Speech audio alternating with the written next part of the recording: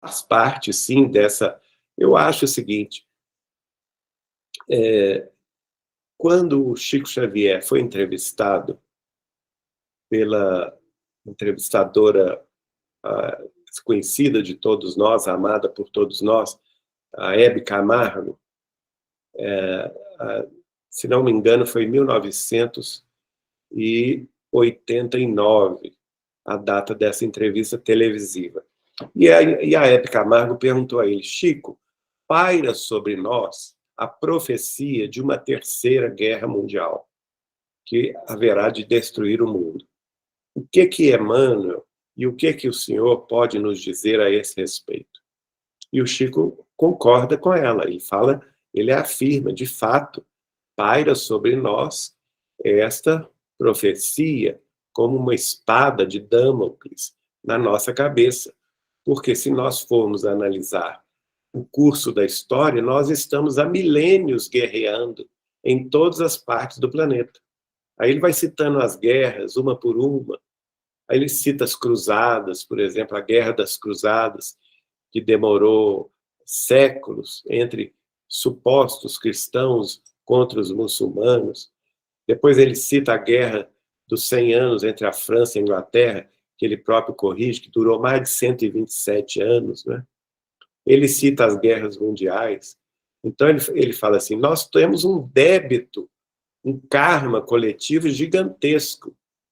Se nós não pudermos pedir a Jesus que nos livre desse karma, olha a fala, eu acho essa fala do Chico genial, porque ele diz assim: se nós não pudermos pedir a Jesus que nos livre do karma, por quê?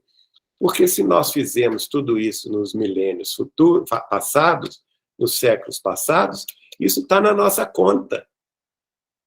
E essa conta, essa ficha corrida que nós temos na polícia espiritual, um dia nós temos que pagar, não é? De uma forma ou de outra. Não tem como fugir disso. Mas aí ele dá a solução, que ele diz assim: nós podemos, pelo menos, pedir para que Jesus nos cobre essa dívida pelo mínimo. Então, eu fico pensando na figura do cartão de crédito, quando a pessoa gasta mais do que pode, não é? E não tem condição de pagar a fatura do cartão de crédito, o cartão de crédito ele favorece a pessoa, entre aspas, no seguinte sentido: você pode pagar pelo mínimo. Não é?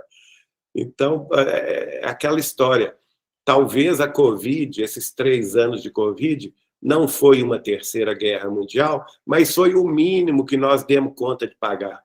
Isso está muito claro no livro A Gênese, os Milagres e as Predições, segundo Allan Kardec, segundo o Espiritismo, né, que é o livro de Allan Kardec, o último livro de Kardec, no capítulo 18, Sinais dos Tempos, os tempos são chegados.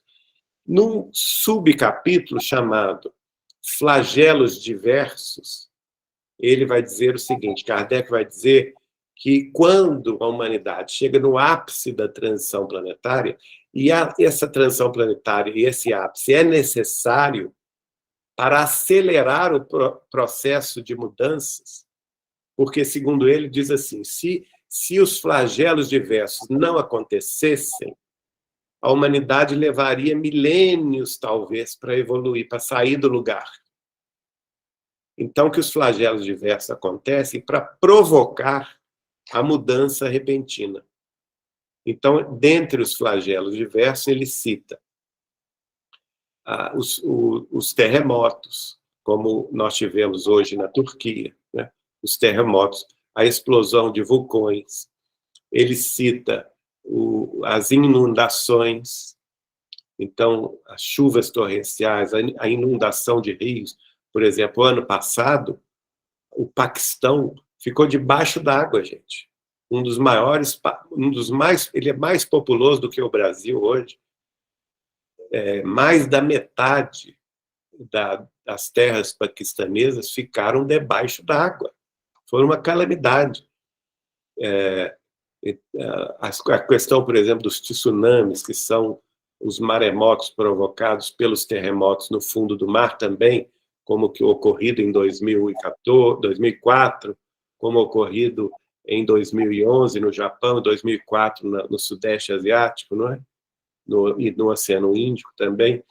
Então, tudo isso faz parte, esses movimentos de terra. E o interessante é que eles têm se acelerado. Os estudiosos têm mostrado isso. Os terremotos, por exemplo, que às vezes um terremoto na escala Richter de 8 ou 9 ou mais, ocorria um em cada 10 anos, e hoje nós estamos vendo 3, 4, 5, 6 a cada 10 anos. Né? O de hoje atingiu quase 8 na escala Richter na Turquia. Então, são processos que, segundo Allan Kardec, eles facilitam uma abertura, um campo de saída dos espíritos retardatários. Essa fala é do próprio Kardec, não sou eu que estou dizendo. Não é?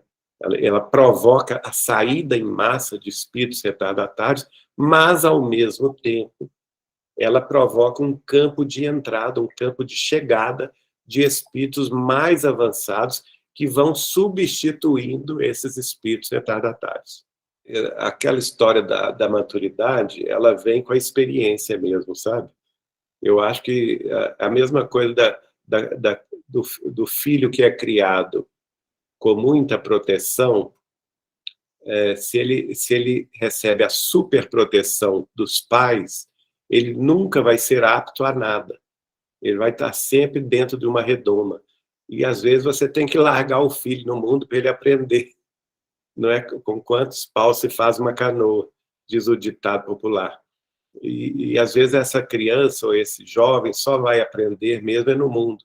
Então, o Brasil, no meu modo de ver, aliás, isso está dito no Brasil, Coração do Mundo, Pátria do Evangelho, e também algumas mensagens que o Chico recebeu, uma delas de Rui Barbosa, outra muito interessante que eu sugiro você, ele recebeu 2 mensagens de um ex-presidente chamado Nilo Peçanha. Elas estão no livro Palavras do Infinito. São mensagens que todos nós, espíritas cristãos, precisamos entender, estudar, porque elas falam muito da nossa atualidade.